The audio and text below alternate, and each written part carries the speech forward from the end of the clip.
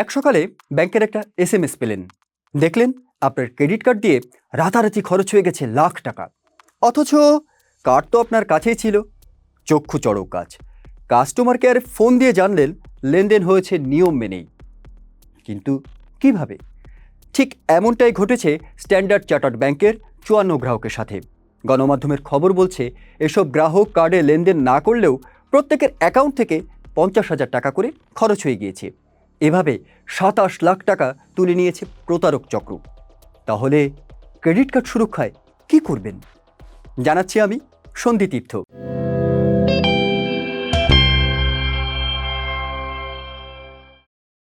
Credit card নিরাপদ রাখতে প্রথমেই যা করতে পারেন তা হলো মোবাইল অ্যাপে শক্তিশালী একটা পাসওয়ার্ড ব্যবহার করা।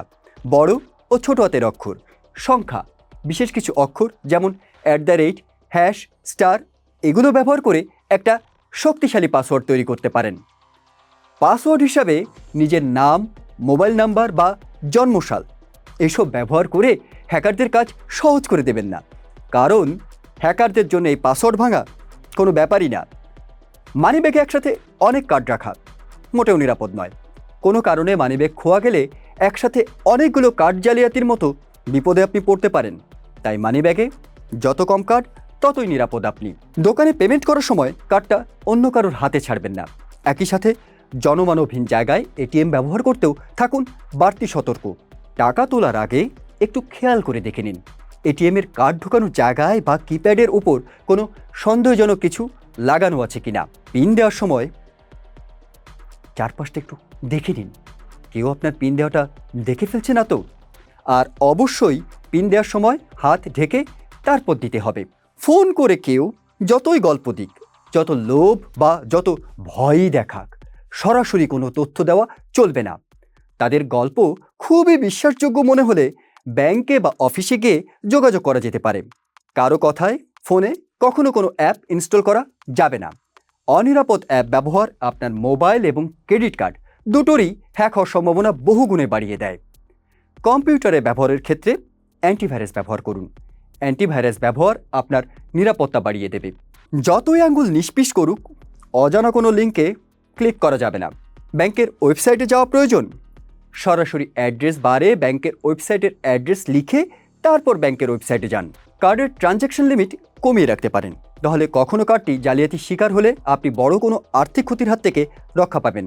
কন্ট্যাক্টলেস ফ্রড থেকে বাঁচতে হলে কন্ট্যাক্টলেস ট্রানজ্যাকশন ফিচার অফ রাখতে হবে, কিংবা কার্ডটাকে RFID ব্লকিং মানিব্যাগে রাখতে হবে। এ প্রসঙ্গে কথা হয় মিডল্যান্ড ব্যাংকের হেড অফ কার্ডস আবেদুর রহমানের সাথে। তিনি বলেন, বেশিরভাগ ক্ষেত্রে কাস্টমার প্রতারকদের কলে বিভ্রান্ত হয়ে নিজে থেকেই তার অ্যাকাউন্টের গোপন তথ্য তুলে দেয়।